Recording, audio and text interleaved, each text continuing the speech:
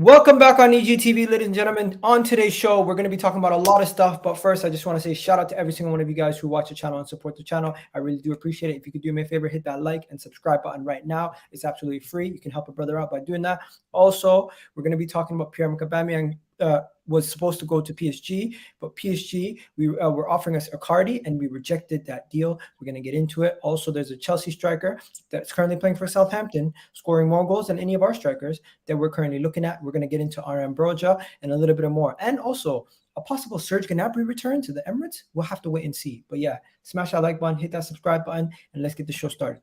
Bang.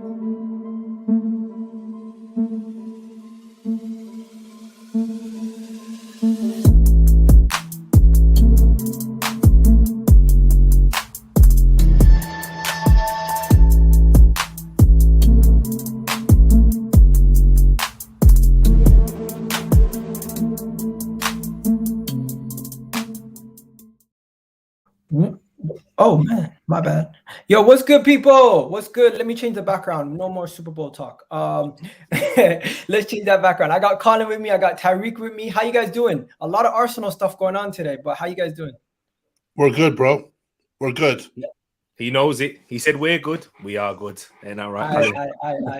After a fantastic weekend for our boys, after a fantastic weekend for Arsenal, where we didn't even play a game, but we still came out the victors because everybody in our competition dropped points. West Ham dropped points, Manchester United dropped points, and Tottenham dropped points. This weekend has been great for me. Honestly, I can imagine for yourselves also, right? Oh, 100%.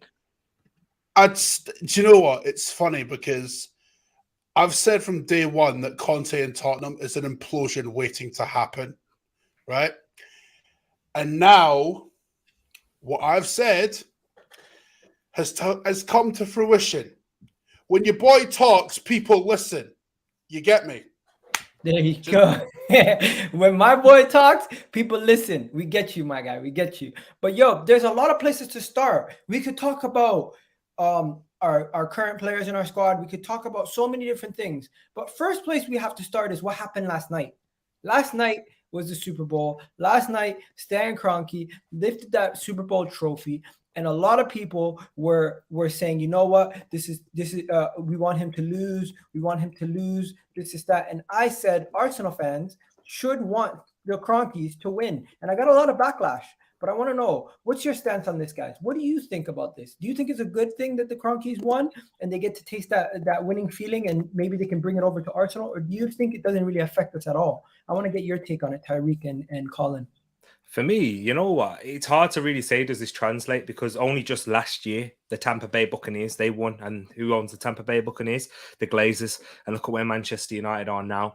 I mean, right now, as Arsenal fans, we can have a little bit of hope because we was their most successful franchise prior to the LA Rams winning the Super Bowl.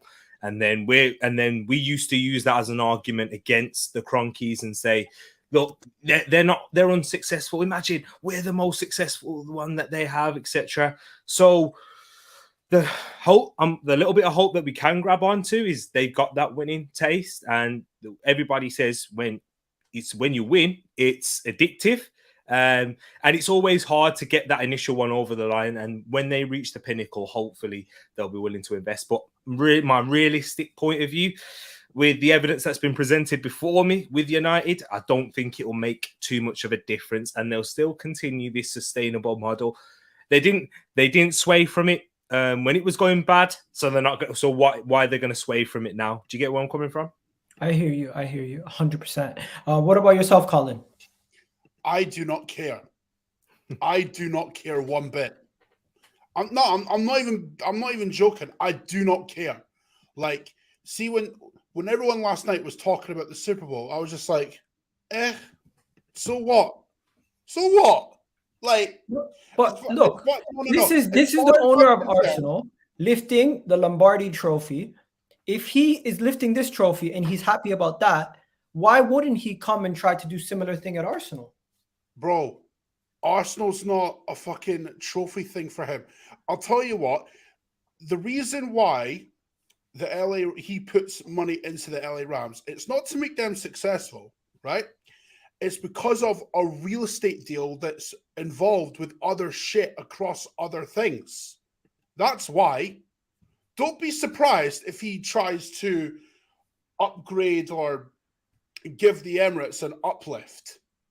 Don't be surprised. It's all real estate with Kroenke, man. So in translation, I don't care. I don't care. They can win the Super Bowl, fine, whatever. I'm not that into American sports anyway. Not that I would be. So it's just, whatever. Do whatever makes you happy, bruv. Okay. First things first, we have to understand that the Super Bowl does affect Arsenal, because even though it's a different sport, them winning over there could be replicated over at Arsenal. And the approach that they took was a win now approach. Imagine if we take us back to when Leicester were competing for us the league. If they were full ownership at the time, after this experience, they could have maybe acted differently. Because what they did now with the Rams is they seen an opportunity and they capitalized. With Arsenal, the next time an opportunity comes along, you never know. They might take the same approach. That's all I'm saying. I'm not saying... Agal, do you, honest question, Agal, do you actually see Wallahi, them doing that? to the bottom of my heart, I genuinely believe that. All right. I won't say nothing. I won't say nothing. Even though every fiber of my being is screaming right now, I will not say anything. Thank you, Mr. Bongo. Mr. Bongo's been there from day one, you know. They got Probably Mr. the Bongo. first 100 subscribers. Day one. They love the day one. But Colin, let me tell you something. Good thing that came from this whole thing is Josh Kroenke had an interview. Josh Kroenke had an interview and referred to the Invincibles and said, we're trying to reach that level again. Okay. And in this interview, right, he also said it was really interesting because Josh Kroenke loves football. His family is involved in Arsenal. And of course, he did get a lot of heat for the Super League, but he spoke about all that. And he spoke about this in this video here. So I will be getting that up. But I really do believe, I am not backing the Kroenkes, guys. Don't get me twisted. I don't believe they're going to change overnight and change their tune. But I do believe you can, if you do the proper investment, build a winner under any management. I'm not saying the Kroenkes are gonna be the best thing since sliced bread. I am not Kroenke in. I am not pulling Kroenke PR. I'm just telling you guys what's going on from Arsenal perspective. So you guys let me know. Josh Kroenke's interview. What do you think? Or should I play a little bit of it for you? Yeah, if you can. Yeah. If you have the transcript. Go ahead. I haven't heard it. Nah. Okay. Let me play it. So now they have some Stanley Cup experience as well. We don't have Stanley Cup Finals experience. Come out of college, and you were one of the first people that would you were like, man, I got emotional watching you win a championship. But he also knows that I was competing against Luke and watching me and Channing win a championship. So you guys continue talking. I'm gonna find the exact moment. Go ahead. Yeah, it's when it comes to the Kroenkes, I'm sure Colin's probably the same. Like, I don't really look out for what they say. It comes across on like the Twitter timeline and those things. And yeah, I take it with a pinch of salt because a lot of owners talk, a lot of people talk, don't they? And yeah, they're talking a good game.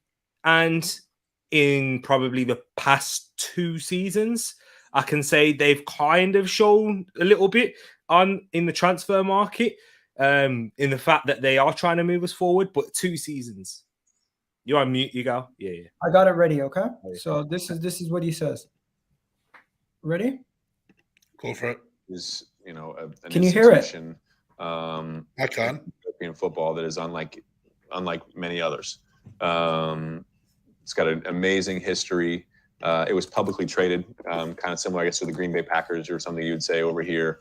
So we started buying shares, and eventually that led to, him requiring over 50% of the company. We got into the. So he's just talking about right now how they bought the club, how they got into Arsenal, how they did everything. But now he's going to start talking about more personal moments and everything about it. So let's get back to it. 13 or 14. And so I was put onto the board, started getting more familiar with the club. I was actually, before I started playing basketball as a youngster, soccer was my first love. He's trying to show that he is connected to the sport, that he loves football and he knows a lot about football. So what do you think about that? I mean, listen, Tyreek said it for me. I don't have to say shit. Like, with these owners, I take everything they say with a pinch of salt. I've been burned one too many times, bro. Remember, be excited. Nah. We're not doing that again. No, but to be fair to him, he said be excited. Then we signed Pepe, and everyone was excited. Yes. Just to be devil's advocate. Yes, but what's followed that? Okay. What, two Tyreek, what do seasons you of think on heavy this? investment, in which I would only really class last summer as really big investment. And in truth, we've needed that for fucking ages. So We're gonna analyze this whole thing. It's very short, but Tyreek, what do you think as we continue? Do you know what? You raise a good point. I don't use that term really anywhere else other than when I'm on American soil. It's actually become second nature to just say football. You know what? You do raise a good point in terms of the fact that they have. That's what I mean. In the past couple of seasons, I know what you're saying, Colin, because we've come from it's that PTSD when it comes to Arsenal for this. We've trusted it. We've thought we've been lied to, we've been told. Remember about moving to the Emirates, who we're going to be big as. Do you know what I mean? So don't even get me started on that, bro. Don't even get me started. If we can have the proof in the pudding, e.g., then maybe it's something else. Maybe then we can. Colin, I believe if that happens, Colin will believe. It kind of like Liverpool fans. Remember, Liverpool are probably the perfect example in their feelings towards their ownership. And then the success started to come, and what happened? Died down. Then they went throughout a transfer window where they didn't sign anyone when they was meant to. Oh, it's we can't do anything with these guys, and then died down again. Luis Diaz comes in.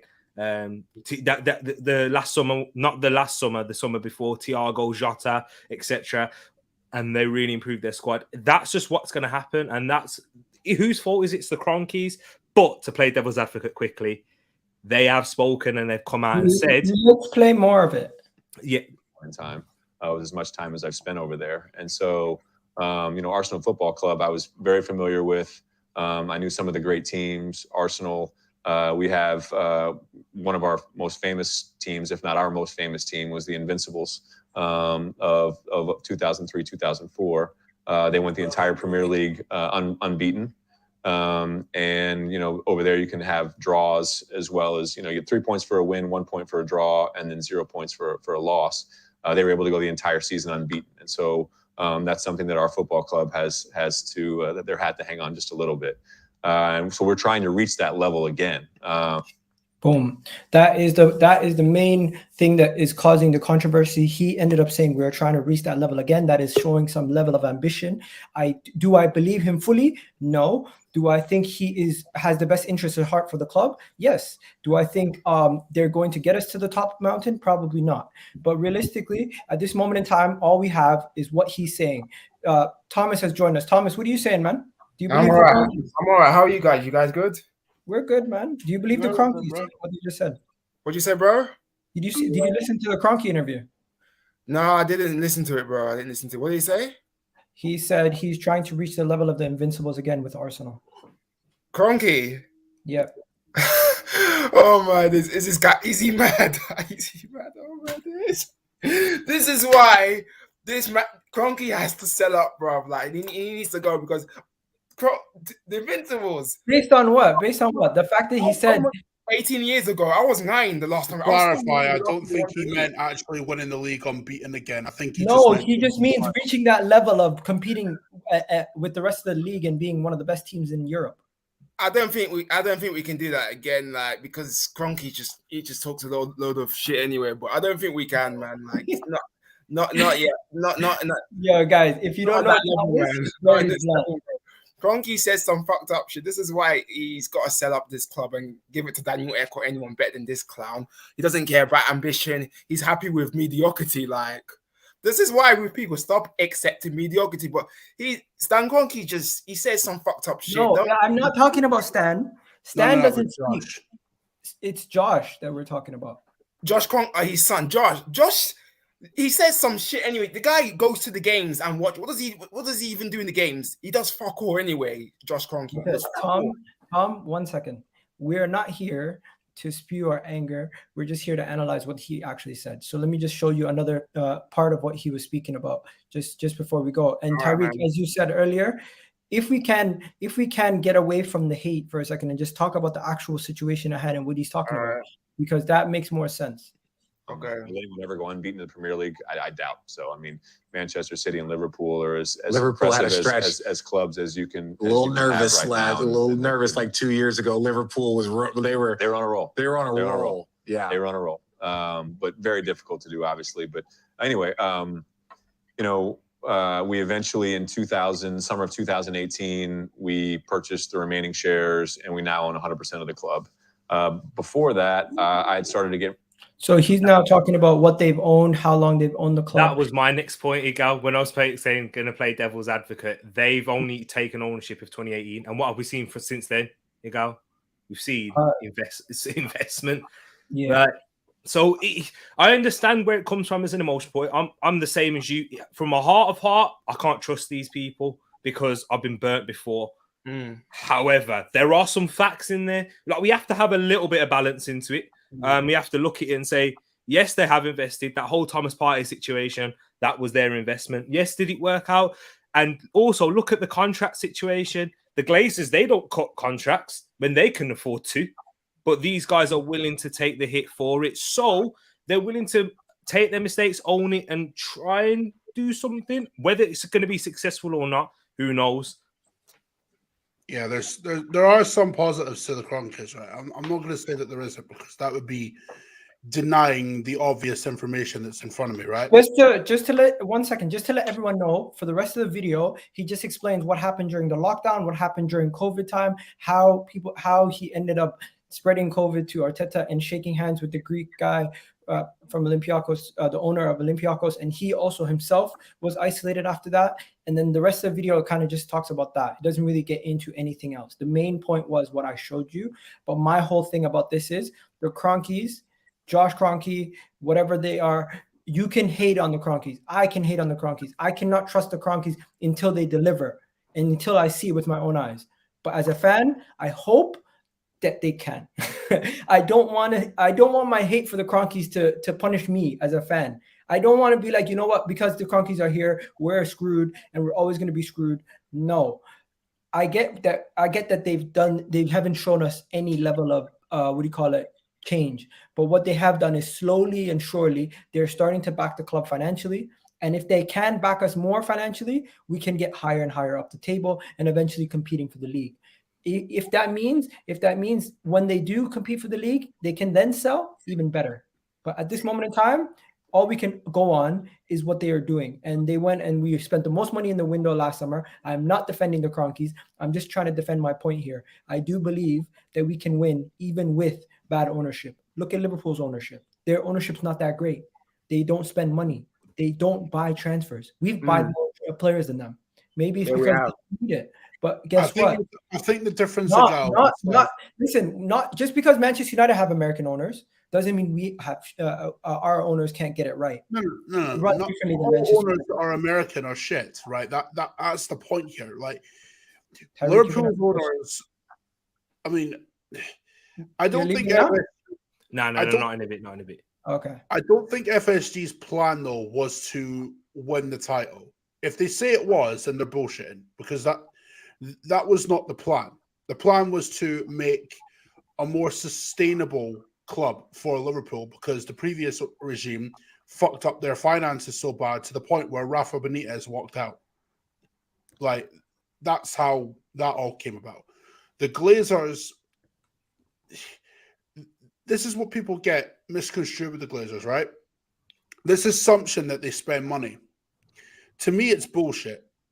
The reason why it is because Manchester United, like us, right, we make the majority of our money through our own means, through ticket sales and like other revenue streams and stuff like that, right? Let me just wrap up this topic, because we have a long way to go with the video and I just don't want to stay too long on this. But my question to everybody is, forget about the Kroenkes for a second. Do you believe if Arsenal has the right recruitment and the right level of backing, that we can compete and get higher up the table to compete for the league title or the Champions League in the near future? That is my main question. And if that is a yes, let me know. If that is a no, and you think as long as the Kroenkes are here, even if they do properly sign the right people and hire the right manager and hire the right people, we will never win anything. That's all I'm saying.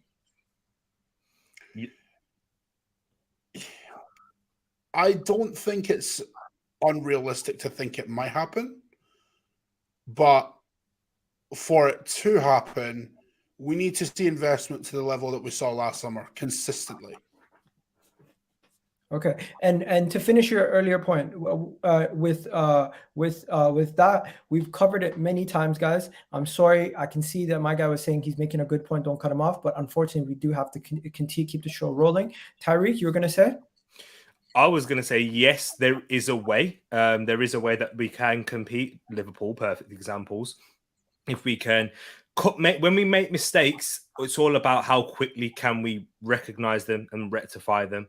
And we have done that. Willian situation, Aubameyang even, those things, like we have to be ruthless in those situations. And yeah, and hopefully we can start making money by actual sales and stuff. Like we'll have to do that with some of our key players now. We'll have to make that decision and say, that's it, cut ties and try and move on.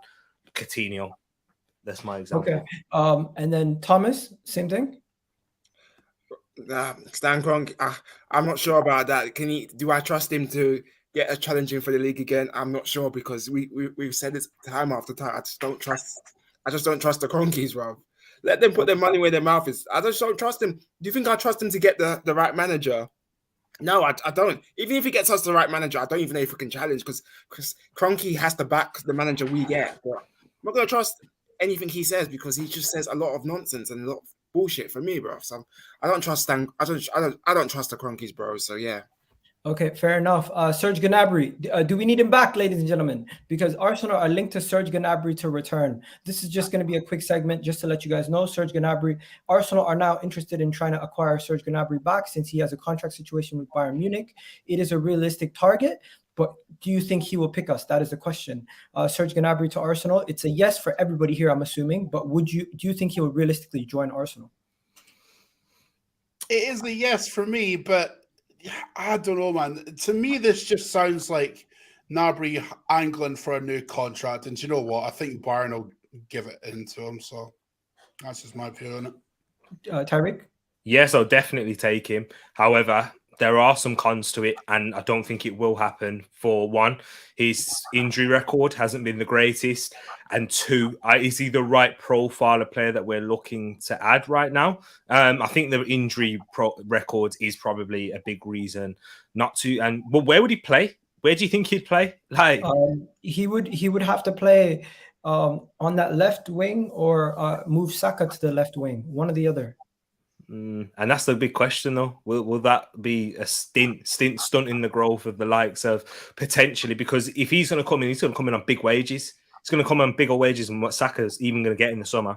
So, and there's going to be even more pressure to play him. But once again, I think we could get a player that could reach Gnabry's potential. But yeah, it will have to grow at the same time. So something similar to what Liverpool have. I know I've mentioned them a few times, but yeah, that type of player profile. Tommy? Yeah, of course. I want him back. We shouldn't have never sold him in the first place. But yeah, the reason is I think because Saka needs to rest. Like I feel like this manager overplays Saka. He's tired, for God's sake. Let him rest. That's what we need, and he needs competition as well. Saka. So yeah, I'll definitely have him back as a baller. Like, and obviously you're right, he's injury prone, and Nagelsmann doesn't even play him that much anyway. So yeah, I'll definitely take him back. Okay, and Tyreek, just before you go, last topic before you go, we're going to be talking about is this one right here. If you guys can see, Mikel Arteta said no to Icardi swap deal in the January transfer window. He said the club has clear targets, and either those or nobody. So Mikel Arteta made his stance very clear. He did not want Icardi to join Arsenal in a possible swap deal. We said no. We rejected the possible transfer. And you know what? I think this is a good way to go. I think this is how clubs should act, how clubs should move, and how you should be doing your business. You should not just take anybody who's available. I think this was a good thing from the club, and I think this is very, very smart for the club to say no to just anybody. We should be going after the people we want and not just anybody. Tariq, thoughts on this? I love this. This is the difference now I'm starting to see. And this is where I can say that they've learned, because how many times have we gone in for desperation because we need a striker? We're like, oh, we'll settle for this guy, and we'll basically screw ourselves long term, paying a player of Icardi's wages, and having that type of character also around the club. I'm glad that's a great decision for them not to just be desperate. Lucas Perez, I'm sure most of you guys have forgot about my man. That was a desperate signing. Also, this one screams that type of one for me. So that there you go, Arteta. You know my feelings. I rate Arteta, and he's got some sense right there, because he's a young manager, by the way. He's inexperienced, who could have just went, you know what, let's do it, like acting out of emotion rather than sense. So he's learned from his mistakes. There you go. Colin, good move by Arteta and Arsenal. Very good move. I don't want Icardi near my club, right? He's too much trouble for what he's actually worth. Like, do you know what? It's not even just him. It's his wife as well. Like, if Icardi came to Arsenal, you wouldn't be just dealing with him. You'd be dealing with his agent, who just so happens to be his wife. Like, they come as a pairing. I don't want that anywhere near my club. No. Just no. So for me, Arteta, as much as part of me is still skeptical on him as a manager, he got this one right. Okay. Thomas, same thing? Yeah. Icardi's a good player, but we're not desperate. Like sometimes we don't learn from our mistakes. But fair play to Arteta, even though I don't rate and trust this manager, because he annoys me. But he got it right. Like, Icardi's a good player, but we're not desperate. Like, I wanted Vlahovic and I wanted Osimhen or Isaac. Icardi's a good player, but we're not a desperate club, because I'm just sick of getting desperate players. That's not what we're looking for. We're looking for someone that can build for the future, not a desperate player. But fair play to Arteta. Like, that's all I'm saying to him. Fair play to him. That's all I'm going to say to him. That's it. Okay. Fair play to Mikel Arteta. Now, there is a lot of places that we could go with the next topic, but obviously we have to discuss this. The question that is in the comment section, the player that is in the title of the video, another player that Arsenal are supposedly going after. His name is Broja. His last name is Broja. He's a Chelsea player. We've been linked to him numerous times throughout this past week. We need to discuss this. What do you guys think of the possibility of Arsenal signing Broja?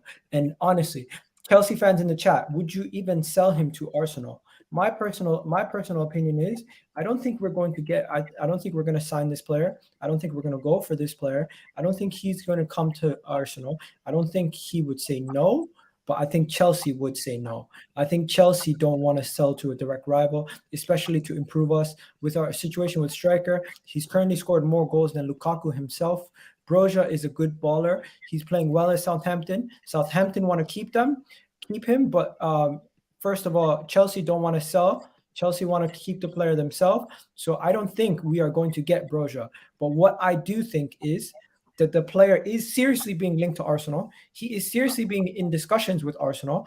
And Southampton have tried to sign the player down in the January window. Chelsea have made it clear he has a plan. He has a plan with their club.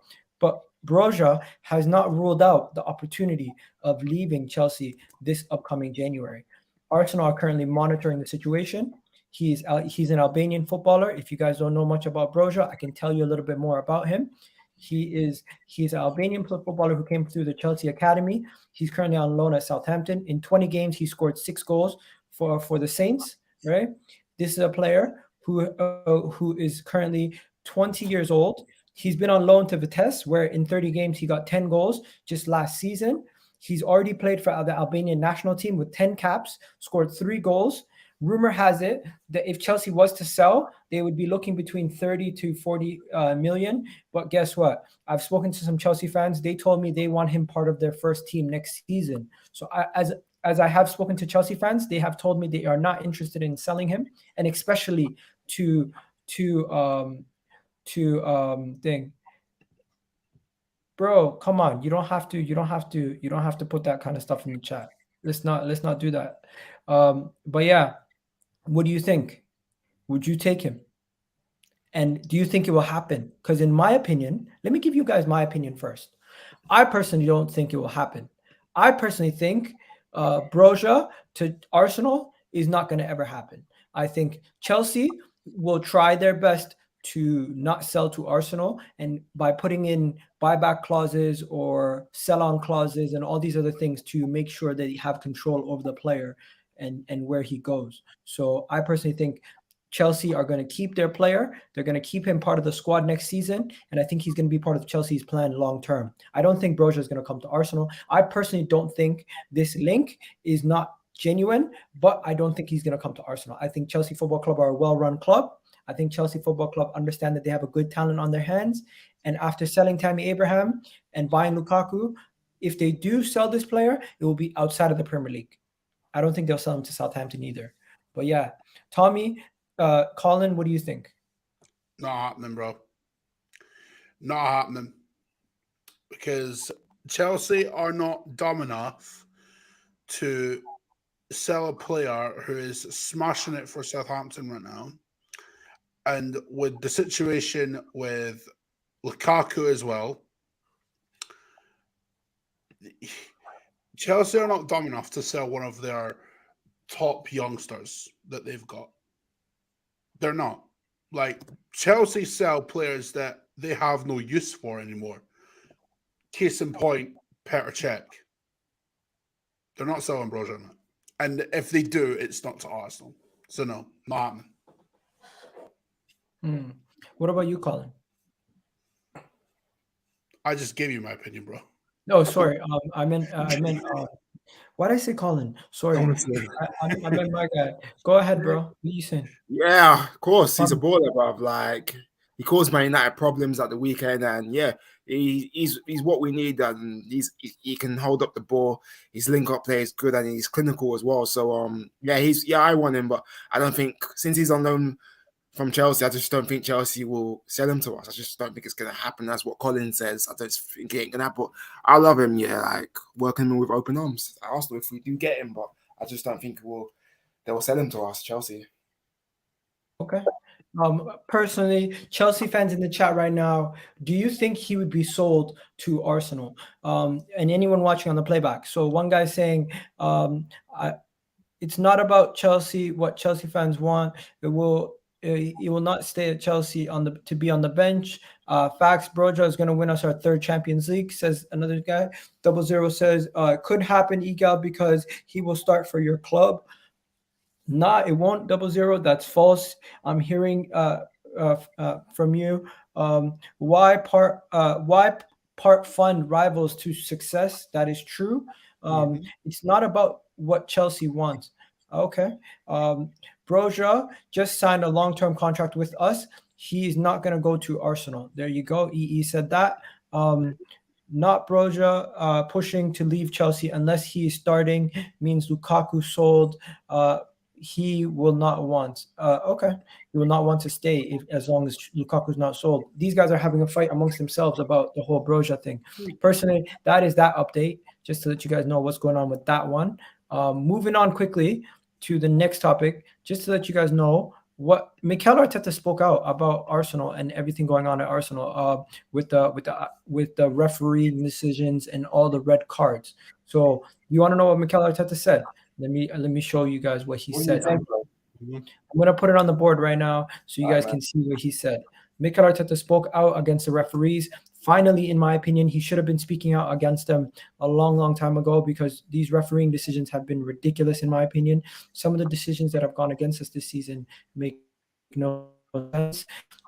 If you ask me, I'm happy with the decisions we've had this season. I'm not. at all. But that is a conversation I will have privately with the officials. We need explanations. Mikel Arteta is asking for explanations based on what's been happening this season with the decisions that have been going against us. I personally think these decisions have been going against us for a long time now, but it's finally good that Mikel Arteta has spoken out against the referees and asked us what the hell is going on. Because you know what? We cannot continuously be disrespected by referees by giving us terrible decisions and not explaining to us why the hell these decisions are even being given in the first place.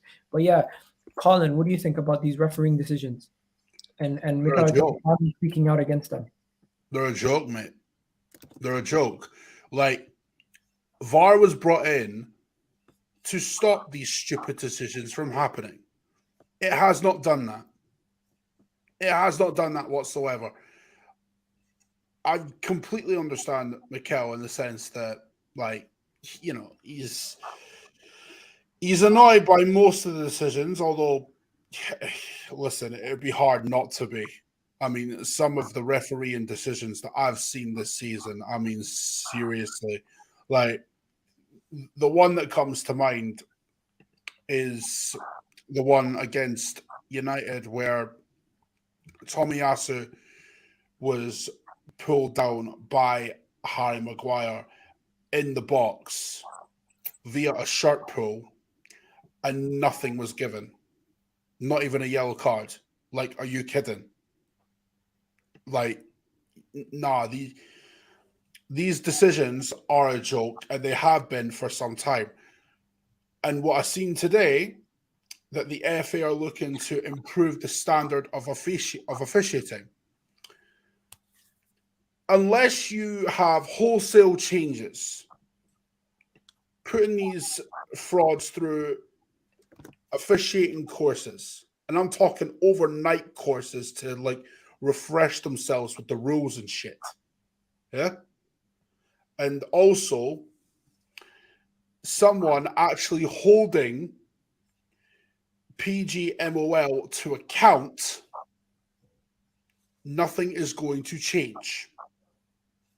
Because as bad as the decisions have been, it's PGMOL that sanctioned these decisions. Because every time on BT, right, after a game when Arsenal played, and it's been on BT, right, you hear the ex-official who's in the studio chatting absolute bollocks. Take the City game, right? Odegaard fouled in the box, right? Yeah. Right? Ederson did not get the ball. Contact was made with Odegaard first, right? Okay. Now, that should be a penalty, right or wrong? Yes. Right? Yet, a penalty was given for Manchester City for almost the exact same thing.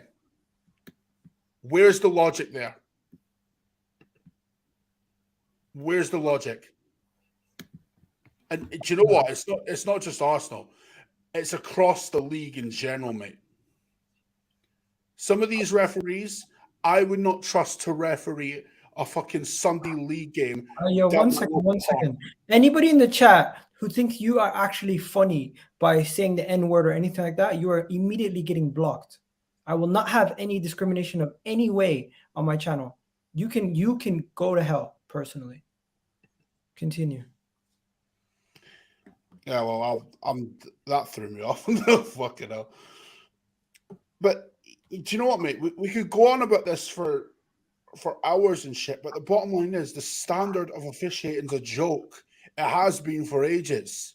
Like, the FA looking into it isn't going to change a damn thing unless they have a complete overhaul. And by that, I mean overnight courses, refreshing each official with the rules, reprimanding them when they're doing wrong, holding PGMOL to account. Nothing else is going to change, bro.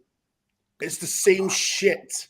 And we're going to see it even with VAR. It's the same shit. We're going to see it next season. We'll see it the season after that, and the season after that, and the season after that, and every other season going forward. Okay. Until there's a complete overhaul, you're not going to see nothing different, bro. JVC, you already know. Anyways, bro, I hear you, man. I just didn't want to cut you off. My apologies. Tommy, go ahead. Well, Colin says, the referee decisions have been shocking. Yeah, you know when we lost to Man City at home on New Year's Day, and when we deserved to get a point at least in the game, Odegaard got fouled in the box, and the referee is a fucking prick. Yeah, how can you not give him a give us a penalty? Odegaard got fouled in the box, and you're just letting it go. These refereeing decisions are just annoying me. I don't like Mike Dean. He's a prick. I don't like Anthony Taylor. He's a blood. Can you please just stop swearing? Yeah. I said prick. I know the video is gonna get demonetized. Just chill. Sorry. So yeah, I don't like Anthony Taylor and Mike Dean because they're just awful referees. They don't know how to do the damn job. And you know what?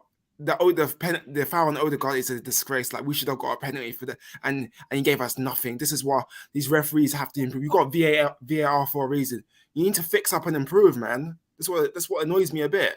Fix up.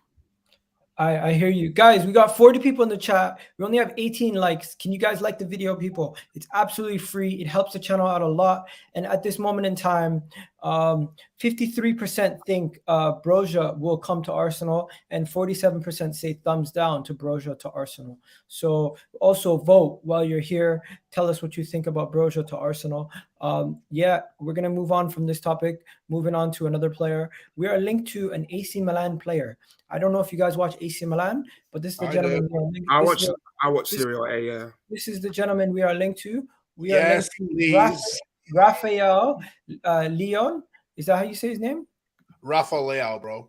Rafael Leao, and he is playing predominantly as a left winger this season. He has 10 goals, 6 assists in all competitions. He has 1 goal, 1 assist in the Serie A, 1 goal, 1 assist in the Champions League, 2 goals, 1 assist in the Italian Cup. He has 7 goals, 4 assists in the Serie A. He's predominantly played as a left winger, second striker, or part of a 2-man up front. This season, he's only played 27 games. All of them have been as a left winger, none of them as a striker, right? He's Portuguese international. He is left-footed, he's right-footed if I'm mistaken, or yeah, he's right-footed, and this would be another youngster being added to the crop of youngsters that we currently have in our ranks. He also has won trophies with his respective clubs. He has won the Portuguese under-21, and he was a league winner with Sporting in the 2017-18 season. So this is a player who is still young, but he has played a lot of football in his young age. Only 22 years old, but he's played in Portugal for several years before joining AC Milan. He is a very, very highly touted prospect. What do you think about Rafael? And I think personally, is he going to join Arsenal? Probably not. Is he going to join this summer? Probably not. But we are linked to him. And the reason why we are linked to him is because we are looking for somebody in that left spot. Could it be Martinelli in the striker position? Could he be that left winger that we sign? This is what we need to discuss. So chat to me. Shout out to my guy watching from Uganda. Much love, bro. I appreciate it. Go ahead, man. Leon will cost a crazy amount of money. Interesting. Apparently, he will cost between 30 to 60 million. Listen, I love Rafael, bro. There's no amount of words that I can use to describe how much I adore him at Milan, right? However, let's look at this logically. He is Milan's best player, right? Is he? Yes. Will Milan sell him? I doubt it. And if they do, it's going to be for a crazy amount of money. And the thing about it is, like, loads of clubs will be looking at him. Like, not just Arsenal, bro. Like, loads of clubs will be looking at him. And would I like it to happen? Yes. Do I think it will? No. Unless we spend, like, a ridiculous amount of money. But, okay. What about you? What about you, my guy, Tommy? He looks like a good talent. I do watch Serie A, but I haven't watched him for AC Milan. But he looks quality. I think he'll be a good fit for us. I'd love to see him and Martinelli up top together. But yeah, I think he'll be a perfect fit for us because we do need a striker anyway. So yeah, I think he'll be a perfect fit. But of course, the report is coming from Fafatia over in Portugal, so they are not the most reliable source. No. But what do I personally think it's a thumbs up for me. I think it's a thumbs up for me. Definitely somebody that could add something to our attack in the left wing position. I would absolutely love it. But where does Martinelli play going forward? Where does Martinelli play going forward, in my opinion, at that point? What is the plan with Martinelli? I don't call me crazy, right? But I seriously think that the club or Mikel's looking to play him as like a striker going forward. I don't know why. Is his link-up play good? Well, are you talking about? Martinelli? No, I'm not talking about Leao. I'm talking about Martinelli, bro. Well, his link-up play. I don't know why, but part of me just thinks that that Arteta is sick to death of watching Lacazette fumble shit in the box. And you know what? I don't blame him, to be honest. I'm sick of watching that myself. So it's like a threat. Bruv, honestly, the amount of chances I see him miss, like seriously, miss me with You're that. saying that chance he missed against Wolves. Oh, She'll put the game to me and my dad. We were proper pissed off and thinking my dad's never rated Lacazette when we bought him in 2007. My dad's never rated him. My dad warned me about this fraud and not good enough. Like a threat, man. Get rid of him, man. But yeah, Martinelli's a striker. He should play down the middle anyway. Thing is, though, I don't know if he's a striker, but I just get the feeling. Yeah, listen, I just get the feeling that Mikel Arteta is going to play him as a striker. And I don't know where that comes from, but if these Leao links are legit, which, to be honest, I doubt they are. It sounds Let me just hold that thought for a second. Let me just get back into some of the comments. We got 50 million is not too much. I don't know what they're talking about for that. Gabriel will be your striker, possibly. Lacazette is our problem at the moment. Any ambitious player will choose City, Liverpool, United over Arsenal. Really, United? Apart from United, better run. If we buy Leao, I don't think Martinelli is worth that. The competition at the club in that left wing position, Leao is more of a left wing cam, and that's why I'm saying Martinelli will be moved up front. Martinelli will become a second striker. We got somebody here. How you doing? He's a striker anyway, man. He's wasted on the wing for me, man. Hello? How are you doing? Hi. Are you an Arsenal fan? Yes, I'm an Arsenal fan. Okay. What do you think about Martinelli becoming a striker? I think Martinelli becoming a striker is actually a good option for us, but at the moment, like as it is misfiring. And if Martinelli is a good finisher, can go up front and finish the job, and that's good for us. Colin, continue. You were saying Martinelli as a striker? Yeah, I'm saying Martinelli is a striker. It's not that I think he's a striker, bro, right? But I've just got this sneaking suspicion that Arteta is going to move him to the centre forward position purely because he's sick of seeing Lacazette fluff chances every fucking week. So people in the comment section, let me know, is Martinelli going to move into the center forward position? Yeah. Everyone here, I personally think Martinelli has the capabilities to become a center forward, and his dribbling ability currently, he doesn't keep his head up. He keeps his head down when he dribbles. That's what a center forward does.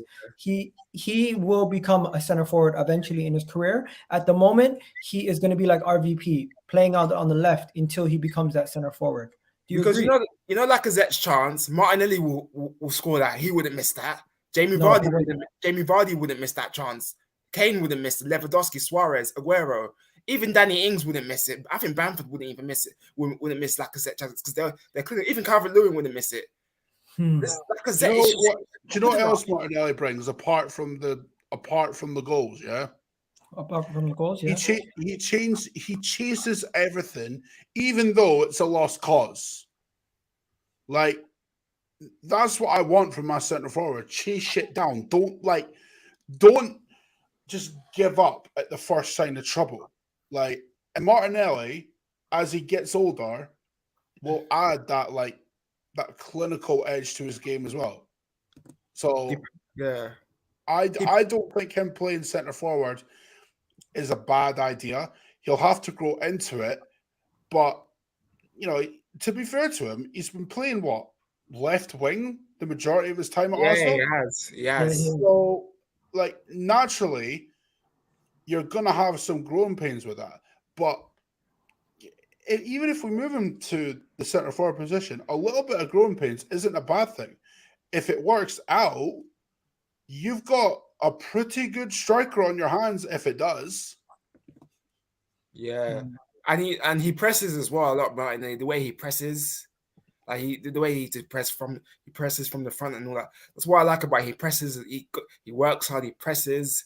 It's like with Nketiah can't press. That's the problem I have. He just doesn't press. But like Martinelli can press, and the striker role, he's a striker anyway. So he needs to play down the middle for me, man.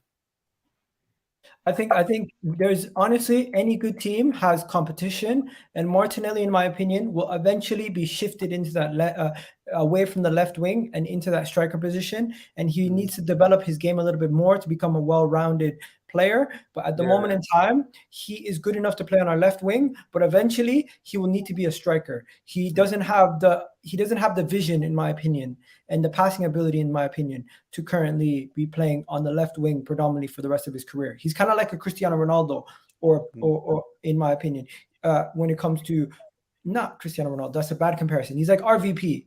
RVP played on the left wing, and he's now being shifted into a striker. Eventually, Cristiano Ronaldo, when he just signed for Sporting the gal, then I'd be agreeing with you. Yeah, he's very raw. What about you, Takat? Yeah, I think that's a very good point. With Martinelli at this moment in time is playing on the left wing, but if these are the type of players like Ronaldo or Salah, where over their careers, when they're over their prime, they end up being the strikers because they have the finishing qualities. So Martinelli, I think at this moment in time, maybe should stay the left wing, growing better into becoming a better goal scorer, then might end up as a striker. Okay, so we're gonna keep it moving from this topic. People in the comment section are saying, let's see what they're saying. A striker will defend on their toes. He always is moving. That is accurate. What else? I would like Martinelli to play centrally, but needs one-on-one. He needs 1v1 on the wings, and I never see two players physically embarrassed as much as Martinelli and Balogun. If we're playing against Brentford, that was a different game, guys. Martinelli should not get the number 14 shirt yet. Give the kid the world what they need to achieve. That is true. If you give them everything, what do they need to achieve? Guy, I understand you'll struggle to keep Martinelli, so brace yourselves for losing him. A more ambitious club very, very soon. You know what? Realistically, if these players are still performing terribly, and we have not changed, and we have not developed into a team that can compete in the Champions League, why not? He should leave. For me, it's the club over any player, any single player. It's the club over. Exactly. Like if we don't fix up, we'll lose players. Like we've lost players in the past: the Nazaris, the Van Persies, the Sons, the Fabregases. Martinelli will go, Saka will go, Smith will go. Because if we don't fix up our game, we'll lose players, and we have to start the same old bullshit again and again. 100%. People in the comment section, do me a favor. Next, we're going to talk about Youri Tielamans. Youri Tielamans is rejecting a Leicester new deal for Leicester. Could he be joining Arsenal? Maybe, possibly. Could he be leaving to go to Leicester or Arsenal? One or the other. Could he be leaving from Leicester to join Arsenal? You never know. But in my opinion, Youri Tielamans rejecting his deal gives Arsenal an opportunity now to pounce. Will we take that opportunity? It's a question for another day. But at this moment in time, guys, Youri Tielamans to Arsenal, would you be interested in that? Of course, baller. The guys are Leicester have been goddamn over 13th inning, but he's a baller. He dribbles. He's good. He gets in the box a lot. He scores goals, free kicks. and all that, headers as well. The guy is just strong. What we need, he doesn't really like lose the ball that much. Yeah, he's been a bit shocking in a few games, but he doesn't really have bad games, Tielemans. But yeah, we definitely need him, even though the way Leicester have been performing, shocking and all that. But I can see why he doesn't want to sign for them, because the way they've bottled top four twice, which is not twice though, but yeah, he'll definitely add more bite in that midfield. We need that shield. That's what we need. We need bite and shield in that midfield, and he fits the bill for me. Okay. Anybody have any concerns? Takad? No. I have concerns, but let me just go to Takad first before I go to you, Colin. Takad, what are you saying? You there, bro? Takad. Okay. I don't know if he's there anymore. Go ahead, Colin. What were you going to say? I don't have any concerns about Youri Tielamans, right? Because here's the thing. We need a midfielder, right, that can link the midfield to the attack. We do not have that currently, right? You know, people will say Xhaka, but bruv, seriously, no. Youri Tielamans would fit that role perfectly, right? Because you have Partey, who is the number 6 in the team, right? Yeah. And I believe that's what Arteta wants him to be, not the box to box, but more the number 6, where he just breaks up play and this and that, right? Youri Tielamans would be that link. And that goal he scored against Chelsea in the, what was it, the FA Cup final? Yeah. Oh my God. Like, he scores goals, he'll link it between the midfield and the attack, something we've needed since Santi Cazorla. Like, but he's not a central defensive midfielder. What he is, he's more like a Gundogan. Yeah, but no one's going to use Tielemans in a defensive midfielder role, are they? No, but what we would use him is like similar to a Xhaka role. Yeah, he breaks play very well. He breaks up the play very well. So I think he's a good option for us. I think there was a good comment that came here. Let me show you. The comment was, so not to be argumentative with the panel, but Tielemans isn't shielding the defense like a DM. He is like a controlling midfielder like Kroos. And I agree. What? That's what we need. That's what I'm saying. Okay, I'm going to tell you this. Tielemans, for me, I'm not sold on him defensively. I feel like defensively he is a liability, and I feel like we would be replacing him with Xhaka, and he would be exact same liability defensively as Xhaka. Personally, I want a DM of the mold of a Conte, who's not really a DM but can also get forward. Also, Declan Rice, friggin' Tukameni, a Basuma, somebody who's a destroyer. That's what I want. I don't want this person who is really good. Intricate attacking wise, but athleticism, I also question his athleticism. I question how he will age with the body types that he currently has. I'm not fat shaming him or anything like that. He's not fat. He's a professional athlete. But when it comes to the physical build of a player, you do want somebody that is this young to at least have an I don't know, maybe I'm waffling, but I do question his physicality. His overall ability is not to be questioned, but his fit is to be questioned. I think we need a different fit of a player. If I was to go for somebody, some people are saying Tielemans is very similar to a Guendouzi. I don't know. Do you think he's a very similar player to Guendouzi? I think Guendouzi is very different to Tielemans. Yeah, Guendouzi's more of a box to box, isn't it? Like, I miss that guy, Doozy, man. Bring him back. Love him. But yeah, Guendouzi's more of a box to box anyway. So hopefully we can bring him back. I want Basuma though, innit, man? I would love Basuma, but the legal stuff definitely makes it worse. We need a Basuma DM. Conte is once in a lifetime. I hear you. Wenger even whiffed it on his. Yep, he whiffed it twice. Guendouzi will never play for Arteta again. I definitely do believe that Guendouzi will never play for Arsenal again, in my opinion. Also, I love it, because of this manager shipped him, which he shouldn't have, and this is down to the manager for me. But yeah, I think for me, bro, I want Basuma in it. Tielemans, he has weaknesses because when Leicester lost to Tottenham, he gave that sloppy pass, like for Tottenham's third goal, that was a mistake from him, man. He has weaknesses as well. Tielemans, he's got weaknesses. Sorry, let me ask you guys this question. Alhamdulillah, thank you. What about Douglas Luiz instead of Tielemans? Douglas Luiz is quality. I have him. He's having a good season with Aston Villa, playing under a great manager in Steven Gerrard. So yeah, I'll take him. But because Arsenal are interested in Douglas Luiz, and he's kind of the alternative to what we currently have. So what do you think about that signing as a potential signing? Hopefully, Is a potential signing. Say it again. Douglas Luiz. I think as a potential signing, Douglas Luiz is a very good signing for us. I think he's way better than Tielemans in the fact that we need someone who's more of like defensive at the moment, a defensive CDM, not more of attack-minded, but a defensive CDM at the moment. So would you take Douglas Luiz? I would take Tielemans over Douglas Luiz, but I don't either of them are the ideal midfielder to come in. I hear you. What about Takad? Do you think Douglas Luiz would be a good fit for Arsenal? Douglas Luiz would be a very good fit for us because in this moment in time, we need someone who's more defensive. Maybe I would say Douglas Luiz at the moment at Villa is playing as a defensive midfielder because Nakamba is injured.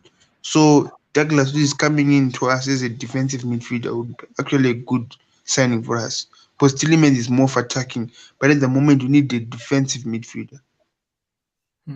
I hear you. Anybody else? Anybody think he is not a good fit?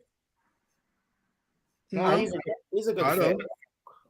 Okay. I think he's definitely an upgrade on Xhaka. Him, Ruben Neves seem to be the type of player we're going for. So, and Arteta has worked with him before, so I get it. Yeah, of course. Yeah, definitely take Douglas Luiz. Why not? Yeah. The chip does, lads, right? And this is what everyone's missing. Whoever we're thinking of right now, right? It's not going to be who we actually get. It's going to be someone that is not even in our brains right now. Of course. Because here's the thing. These journalists, yeah, and I've said this for the longest time, they know fuck all. They don't, no, seriously. They know absolutely nothing. They're saying Ruben Neves. They're saying Tielemans now. Now they're saying Douglas Luiz. Next week they'll be saying who? Pjanic or whatever it was. Like, bruv. They're flip-flopping. Like changing it up like they know nothing, bruv. They know nothing. Right? So the way I see it right now, look, whoever we're thinking, yeah. Put it out your mind, bro, because I'm telling you now, this club are going to sign someone that we're not expecting, right? Okay, I'm just going to wrap it up here. I'm just going to say this. Guys, big up to everybody watching. Shout out to everybody. My question of the day is going to be, who is the most underrated current Arsenal player playing in the first team?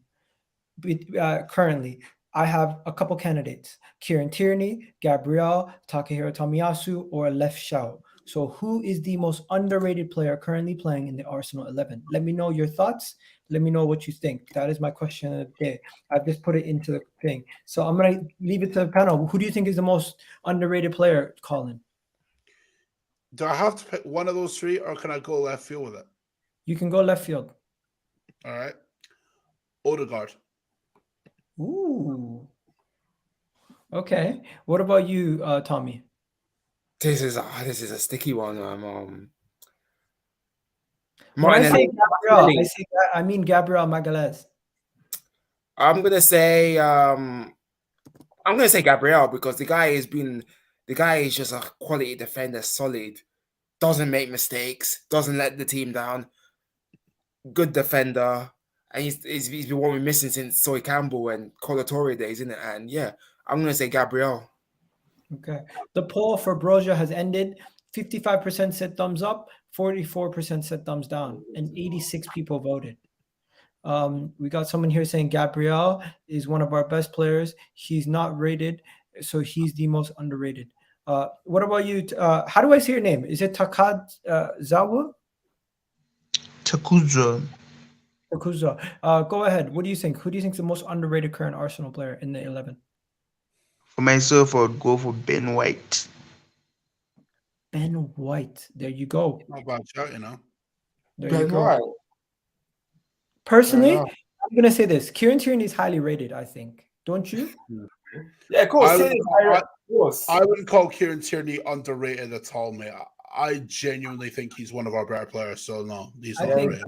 Tomiyasu this season has been rated by everybody that he's come in. They're like, yo, he's a baller, right? I think the guy who's the most underrated is this comment right here. Gabriel Magalhaes is by far the most underrated Arsenal player because he's one of our best players. He's one of the best defenders in the league, in my opinion. Maybe top 10, top 5. But at the moment, Tomiyasu is a baller. nobody Man. talks about him. Nobody talks about him. He gets Gabriel- no hype. Yeah, I mentioned him because he's actually one of our best defenders. Tomiyasu is another one as well. But Ramsdale's not over. Ramsdale's not underrated anymore. Ramsdale's rated. No. Ramsdale's rated.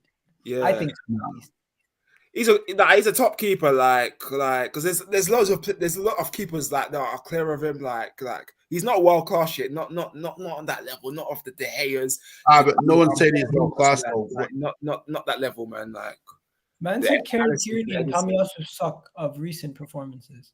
I don't know. What why not saying, right, is that their recent performances haven't been what we expect, right, from them because they put in such good performances this season. Yeah, they both had bad games. Like everyone's gonna have bad games. They don't. Yeah. Tomiyasu has had bad games, but Lee Gunners keeps on calling him. He's Bellerin number 2. I'm thinking, shut up. He's not Bellerin, bruv. He doesn't. He's not even close to Bellerin. Bellerin couldn't defend to save his life. Yes. Tomiyasu. Some people say stuff. Just take it with a grain of salt. Big up to Lee though. Guys, I'm done here. Egal, for me, I want top 4 because look at Manchester United, Tottenham dropping points. Yeah, definitely. I hear you. I think top 4 is in our hands, and I think we're gonna get it. Hopefully we get it, but I just don't trust this manager. But hopefully that's what I'm saying. It's this manager for me. Just let me wrap it up, my guy. Personally, guys, thank you everyone for watching. If you haven't already liked the goddamn video, please do. It's absolutely free, and you already know what it is, guys. Have yourselves a wonderful, wonderful day. Big up, Tommy. Big up. I forgot how to pronounce your name. Taku. Thank you for coming on. Appreciate it. Tommy, thank you for coming on as always. Colin, big up to you. Thank you for coming on as always. And big up to everybody who's watched the video. I appreciate it. Love and respect.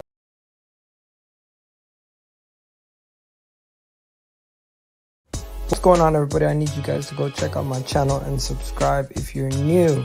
And don't forget to subscribe, hit that button, and hit that notification bell while you're at it, ladies and gentlemen. EGTV, you already know. And if you're on your phone, it's even easier. Press that like button for me.